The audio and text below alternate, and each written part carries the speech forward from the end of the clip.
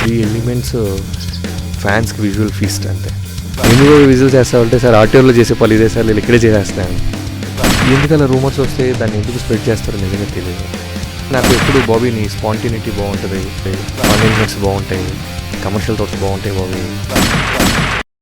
High to all India glitz viewers.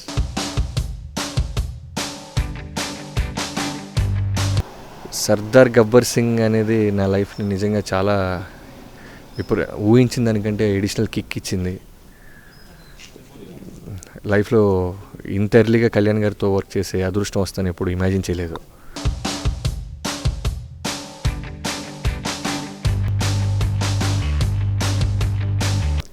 In fact నాకు announcement వచ్చి ప్రెస్కి release అయ్యేదాకా కూడా కల్లాగే ఉండేది, చాలా రోజులు డ్రీమ్ లాగే ఉండేది. అప్పటికే ప్రెస్కి రావడానికి ముందు 1 month ఆల్రెడీ కళ్యాణ్ గారితో ట్రావెల్ అవటం జరుగుతూ ఉంది.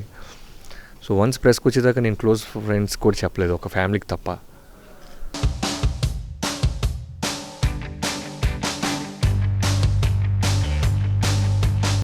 పవర్ చూశారంటండి.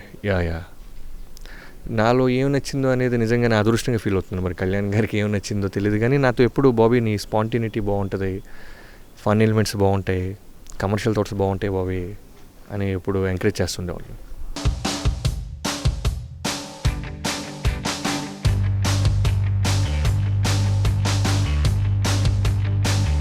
లేదండి, ఆయన కథ చెప్పిన తర్వాత చాలా ఫ్రీడమ్ ఇచ్చారు. 5 months ఆయనతో పాటు డైలీ రెగ్యులర్ సిట్టింగ్స్లో కూర్చుండేవాడిని. సో అడాప్ట్ చేసుకోవడానికి నాకు చాలా టైం ఇచ్చారు. సో దానికి శరత్ మరార్ గారికి, కళ్యాణ్ గారికి చాలా థ్యాంక్స్ చెప్పుకుంటున్నాను.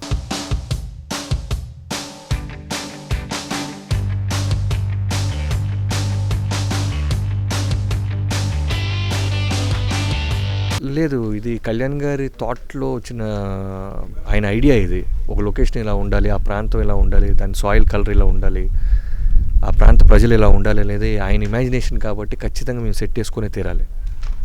సో అది ముందు నుంచి ఉంది. కథ చెప్తున్నప్పుడే నాకు ఇలాంటి ఒక సెట్ ఉంటుంది బాబీ అని చెప్పారు ఆయన.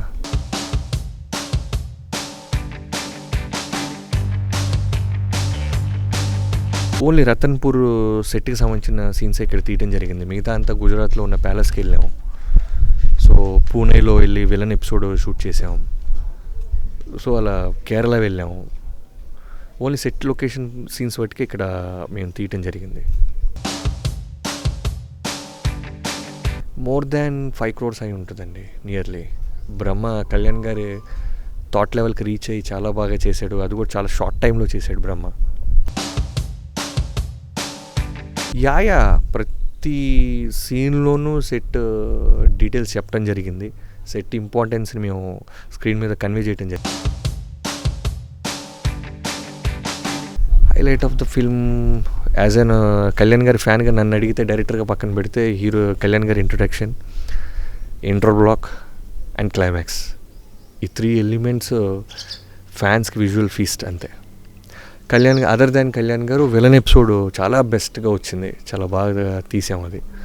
తర్వాత హీరోయిన్ ఇంట్రో, కాజల్ ఇంట్రో వచ్చి కూడా one of the finest scenes.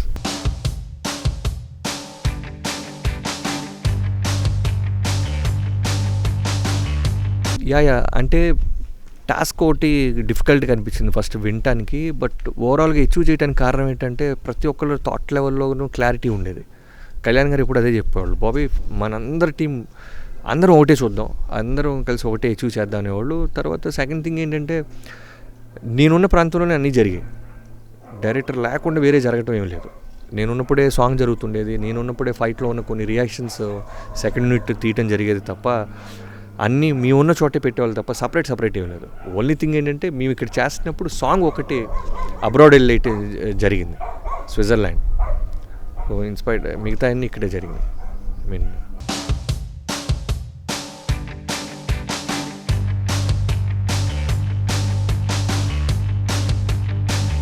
Risky shots కాదు, బేసిక్గా మేము అడగటం కాదు, ఆయనే చాలా కష్టపడి చేశారు ఈ సినిమాలో. ఆయన ప్రీవియస్ సినిమాలు అన్నిటికంటే విపరీతమైన ఎనర్జీ పెట్టారు. లాస్ట్లో అయితే ఆల్మోస్ట్ ఆయనకి జ్వరం వచ్చింది, 103 ఫీవర్ ఉండేది. లెగిసి చైర్లో నుంచి స్పాట్కి రావడానికే టైం పట్టేది. బట్ పాప యాక్షన్ అనగానే మళ్ళీ అన్నీ పక్కన పెట్టి ఆ నడువు నొప్పి కానీ ఏ వచ్చినా సరే, అంటే ఆ 2 months విపరీతంగా పాప ఆయన ఎక్కువ యూటిలైజ్ చేసుకున్నాం మేము. సో సో ఫ్యాన్స్ కోసం ఆయన పాపం బాగా కష్టపడ్డారని చెప్పాలి.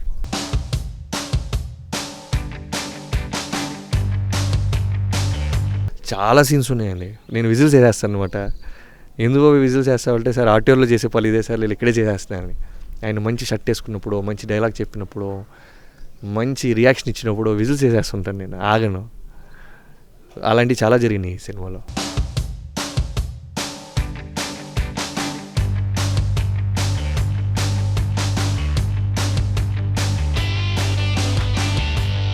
యా ఫస్ట్ ఆఫ్ ఆల్ అది నాకు ఆ ధైర్యం సరిపోలేదు. నేను కూడా ఫస్ట్లో కళ్యాణ్ గారు చెప్పినప్పుడు నాకు కూడా కరెక్టేనా అనిపించింది. బట్ మనం చూస్తే హాలీవుడ్ కానీ బాలీవుడ్ కానీ వాళ్ళు ఏది దాచిపెట్టరు, కథ ఇదే అని చెప్తారు. బట్ చెప్పిన తర్వాత కూడా 2.5 గంటల పాటు ఆడిటోరిని కూర్చోబెట్టడం అనేది పెద్ద ఛాలెంజ్. సో మన దగ్గర అంత అవుట్పుట్ ఉన్నప్పుడు మనం ఎందుకు భయపడాలి? ఇంకో మెయిన్ నేను హ్యాపీ ఫీల్ అయింది ఏంటంటే, గబ్బర్ సింగ్ తర్వాత వస్తున్న మళ్ళీ సర్దార్ గబ్బర్ సింగ్ కాబట్టి వాడు ఓన్ కథ వేసేసుకుంటాడు. ఇది సీక్వెల్ అంటాడు, ఒకడు ప్రీక్వెల్ అంటాడు, వాడు సేమ్ హీరోయిన్ ఇక్కడే ఉంటుంది అంటాడు. వాడు ఇన్ని కోట్ల మందిలో ఒక థాట్ లెవెల్లోనే ఆలోచిస్తున్నారు కాబట్టి క్లియర్గా అందరి థాట్ లెవెల్, ఆ బ్రెయిన్లో ఉన్నది అన్నీ తుడిపేసి మా కథ ఇది, 2.5 గంటల పాటు మా విలన్ ఇది, మా హీరోయిన్ ఇది, కాన్ఫ్లిక్ట్ ఇది, హీరో ఇది చెప్పేశాం. సో ఫస్ట్ ఇన్స్టాంట్గా 1 వీక్ ఫ్యాన్స్ కొంతమంది డిసప్పాయింట్ అయ్యారంట. బట్ తర్వాత నా ట్విట్టర్లో కానీ ఫేస్బుక్లో కానీ, అన్న ఫస్ట్ ఇబ్బంది వేసినా సరే మాకు ఇప్పుడు ఒక హ్యాపీ ఉందన్న, మన కథ మాకు కాన్ఫిడెన్స్ ఉందన్న అని. సో మా అందరికి కూడా కాన్ఫిడెన్స్ ఏంటంటే, చెప్పిన కథ అవుట్లైన్ చెప్పాను తప్ప దాంట్లో ఉన్న విజువల్ మ్యాజిక్ కానీ, సీన్స్ మ్యాజిక్ కానీ, స్క్రీన్ ప్లే మ్యాజిక్ కానీ, నెంబర్ ఆఫ్ ఎలిమెంట్స్ మా దగ్గర ఉన్నాయి.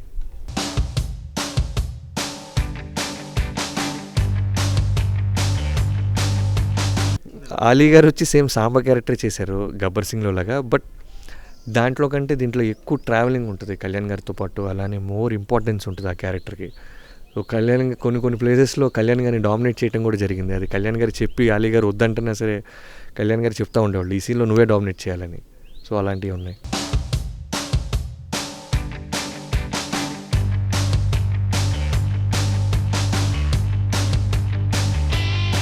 ఒక్క గబ్బర్ సింగ్ అనే ఒక క్యారెక్టర్కి సంబంధించిన ఎనర్జీ తప్ప దీంట్లో అన్ని క్యారెక్టర్స్ వేరే స్థాయిలో ఉంటాయి. స్పాన్ వేరు, హీరోయిన్ లవ్ స్టోరీ వేరు, విలన్ కాన్ఫ్లిక్ట్ వేరు. ఎంటైర్లీ ఫస్ట్ పార్ట్కి దీనికి అసలు సంబంధం ఉండదు. కాజల్ వచ్చి మేము అవుట్లైన్లో చెప్పినట్టు తను ఒక రాజ్పుత్ని అనమాట. తను ఒక ప్రిన్సెస్ ప్రజెంట్. సో చాలా మంచి గుణాలు ఉన్న ఒక అమ్మాయి, ఊరిని బాగా ప్రేమిస్తుంది.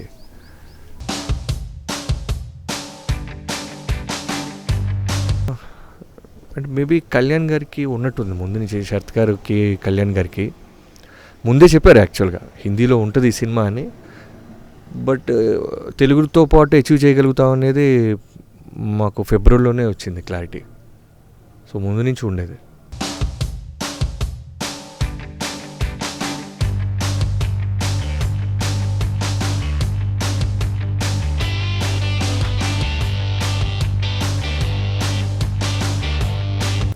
ఖచ్చితంగా సెట్ అవుద్ది. ఎందుకంటే నేటివిటీ కొంచెం నార్త్ నేటివిటీ ఉంటుంది దీంట్లో. మేము తీసుకున్న కాన్ఫ్లిక్ట్ కానీ కథాంశం కానీ యూనివర్సల్గా కనెక్ట్ అవుద్ది. సో ఖచ్చితంగా హిందీ ఆడియన్స్ కూడా ఎంజాయ్ చేస్తారని చెప్పాలి.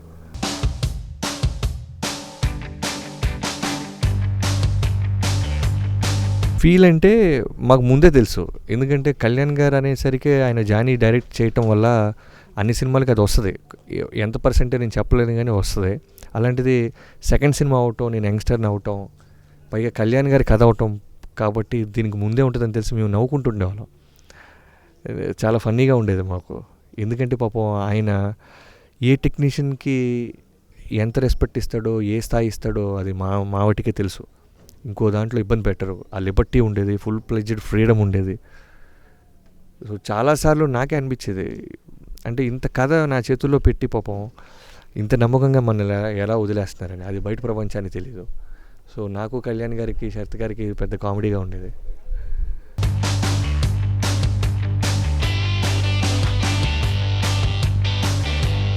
అయ్యో చాలా పెద్ద టాస్క్ అండి యాక్చువల్గా. కథ నాదే నేనే డైరెక్టర్ అయినప్పుడు చాలా ఈజీ అది. నేను ఎప్పుడు కల్లో కూడా ఇమాజిన్ చేయని విషయం ఏంటంటే ఇంకోళ్ళ కథ నేను డైరెక్ట్ చేస్తానని అంత తెలివితేటలు నేను నాకు తెలియదు. పెద్ద టాస్కే ఇది. సో ఆ జాబ్ నాకు కళ్యాణ్ గారు ఏమి నమ్మి ఇచ్చారో నిజంగా నేను దేవుడికి థ్యాంక్స్ చెప్పుకుంటున్నాను. ఆయన నమ్మకాన్ని ఆయన రన్నింగ్లోనే చెప్పారు, బాబీ నాకు ఒక కాన్ఫిడెంట్ బాబీ, నా కళ ఇది 2.5 సంవత్సరాలు తీసుకున్నాను, టైము, అలాంటిది నువ్వే పర్ఫెక్ట్గా తీయగలవు అని ఒక కాన్ఫిడెన్స్తో మిమ్మల్ని పిలిపించాను బాబీ అన్నారు. సో రెస్ట్ చూసుకునేటప్పుడు కూడా ఆయన అలానే ఫీల్ అయ్యారు, అలానే అప్రిషియేట్ చేశారు.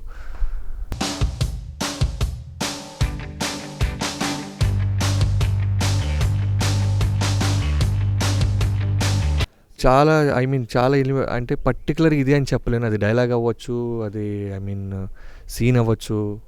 కళ్యాణ్ గారు ఇచ్చిన ఫ్రీడమ్ వల్ల నాకు ఈజీ అయిపోయింది.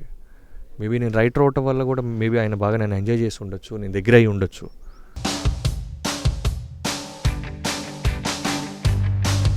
యా 100% అని చెప్పాలండి. ఎందుకంటే ఈ షెడ్యూల్లో లాస్ట్ మీరు తీసుకుంటే జనవరి నుంచి నిజంగా నేను చెన్నై ఎప్పుడు వెళ్ళలేదు. బిగినింగ్ డేస్లో వెళ్ళాను, కథ చెప్పడానికి వెళ్ళాను తప్ప తర్వాత వెళ్ళలేదు. సో ఎప్పుడు ఫోన్స్లోనే మాట్లాడుకునేవాళ్ళం. సో కళ్యాణ్ గారిని నన్ను ఇద్దరిని పాపం ఎక్కడ కూడా మేము ఇమాజిన్ చేసిన సౌండ్ తగ్గకుండా మాకు ఇచ్చేవాళ్ళు. ఒకవేళ ఏదైనా ఆల్టర్నేట్ సాంగ్ అడిగినా సరే అవునా సర్జీ అని ఇమీడియట్గా ఇంకోటి బౌన్స్ అయ్యి ఇచ్చేవాడు. కళ్యాణ్ గారి లాగే పాపం దేవి సైడ్ నుంచి అంత పెద్ద మ్యూజిక్ డైరెక్టర్ అయి ఉండి ఏ రోజు నన్ను సెకండ్ డైరెక్టర్ అయినా చూడలేదు. So thanks to Devi.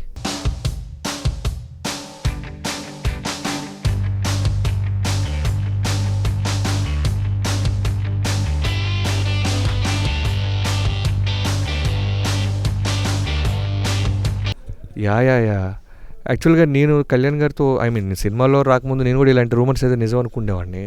But director అయిన తర్వాత తెలిసింది ఏం జరగకపోయినా ఎందుకు ఇంత హైలైట్ అవుద్దా అనేది. శకలక శంకర్ ఆయన కొట్టింది లేదు, పాపం అంత సీరియస్ అయిన ఇన్సిడెంట్ కూడా లేదు. ఎందుకంటే యూనిట్ అందరూ అక్కడే ఉన్నాం. ఎందుకు అలా రూమర్స్ వస్తాయి, దాన్ని ఎందుకు స్ప్రెడ్ చేస్తారో నిజంగా తెలియదు. ఈ సినిమాతో నాకు మంచిగా నా వైఫ్ అడిగింది ఇన్ఫ్యాక్ట్, నువ్వు లేవా ఏంటి శకలక శంకర్ది ఏంటి న్యూస్ అని. నవ్వి చెప్పాను. పాపం శకలక శంకర్ ఇప్పటికీ నవ్వుతూ పాపం తను ఫోన్ చేస్తుంటాడు, అన్న ఎక్కడికి వెళ్ళినా అడుగుతున్నారన్న, ఎందుకన్నా నా దేవుడు అన్న ఆయన్ని నన్ను కలిపి ఇలా రాసేస్తున్నారన్న అని. పాపం కొట్టింది కానీ అరిసింది కానీ లేదు.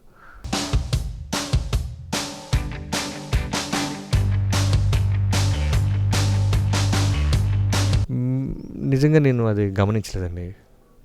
ఇప్పుడు ఆయన దాకా ఆ డిస్కషనే జరగలేదు మా మధ్య.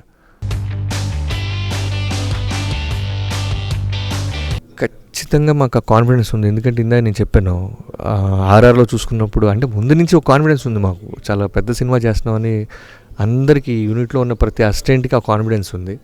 మొన్న ఆర్ఆర్లో చూసిన తర్వాత దేవి గారు ఇచ్చిన ఆర్ఆర్లో నిజంగా ఎక్కడో ఉంది సినిమా. సో ఖచ్చితంగా ఏమాత్రం మాకు ఆ టెన్షన్ లేదు.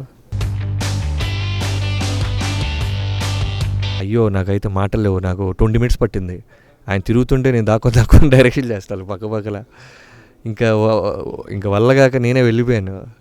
వెళ్ళిపోగానే ఎవరికి చెప్పలేదు. నిజంగా నేను చాలా కొద్ది మందితో షేర్ చేసుకున్నాను. వెళ్ళంగానే చిరంజీవి గారు డైరెక్టర్ వచ్చిన ఆయన తెలిసిన వెంటనే ఆయన ఇచ్చిన రియాక్షన్ వేరండి. వెంటనే లేచి షేక్ హ్యాండ్ ఇవ్వటం, హగ్ చేసుకోవటం, ఆయన డైరెక్టర్కి ఇచ్చే రెస్పెక్ట్ నిజంగా గ్రేట్ పర్సన్. ఫ్యాన్గా ఎంత లవ్ చేశానో మొన్న దాని తర్వాత ఆయన నా గురించి ఆడియో ఫంక్షన్లో మాట్లాడిన తర్వాత కానీ ఒక కళలాగే ఉంది. ఇంకా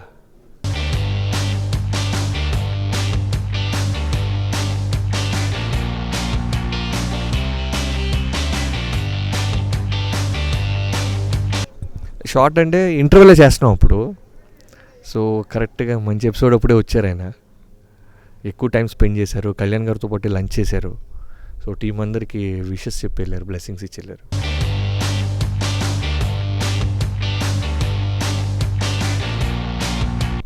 నేను రవితేజ గారిని ఎంత ఇష్టపడతానంటే ఒకటే ఎగ్జాంపుల్ చెప్తాను. ఈ సినిమా నా కళ్యాణ్ గారు పిలిచి ఓకే చెప్పిన వెంటనే నా ఫ్యామిలీకి ఫోన్లో చెప్పాను. బట్ పర్సనల్గా వెళ్ళి కలిసి చెప్పింది రవితేజ గారిని. ఫస్ట్ పర్సన్ ఆయనే. డైరెక్ట్గా వెళ్ళి అని హగ్ చేసుకొని నా సొంత ఓ తమ్ముడిని ఎంకరేజ్ చేస్తారు, అలా ఉంటుంది ఆయన. ప్రతి వీక్ కలుస్తాను, ప్రతి సంతోషం చెప్తాను, ప్రతి బాధ ఆయనతోనే షేర్ చేసుకుంటాను. నిజంగా కూడా లైఫ్లో అలాంటి ఒక హీరో మనకి ఉన్నాడనే ధైర్యమే వేరు, ఆ భరోసా వేరు.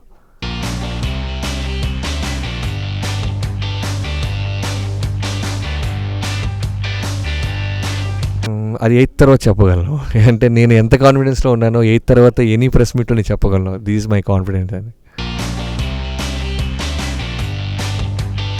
యా బేసిక్గా రైటర్ అవటం వల్ల ఆల్రెడీ 2 చాలా మంచి కథలే ఉన్నాయి నా దగ్గర ఫుల్ ప్లెడ్జ్డ్గా. So first of all 1 month సక్సెస్ని ఎంజాయ్ చేయాలనుకుంటున్నాను ఈ 1.5 year పడ్డ కష్టానికి. సో ఈ 1 month తర్వాత ఎవరితో వెళ్తాం ఏంటి అనేది అప్పుడు ఆలోచిస్తాను. థ్యాంక్ యూ సో మచ్ అండి. నా కళలు మాయ చేయడం ఇష్టం, అందుకే తిరుగుతూ ఉంటాను. మనుషులు బాగు చేయడం ఇష్టం, అందుకే మెడిసిన్ చేశాను. మనకు తెలిసిన ఆడపిల్ల ఒకటి ఉంటుంది, మనకు తెలియని ఒక ఆడపిల్ల ఉంటుంది. మనకు తెలియని ఆడపిల్లే ఈ కథ అనమాట. ఇష్టం అంటే నేను అసలు ఎట్టి పరిస్థితులు ఎవరి గురించి మార్చకూడదు అనుకున్నా, ఏదైనా ఒక మూమెంట్లో నాకు మార్చుదాం అనుకున్న టైంలో కూడా రోహిత్ ఒప్పుకోలేదు. మంచి సినిమా చూస్తాను. ఒక రష్యన్ క్లయింట్స్కి ఉయే బార్ నుంచి పోట్ చేసినప్పుడు దాని క్వాలిటీ విష్ణుబాబు బాగా నచ్చి అప్పుడు నాకు రాము గారిని తీసుకెళ్ళి పరిచయం చేశారండి.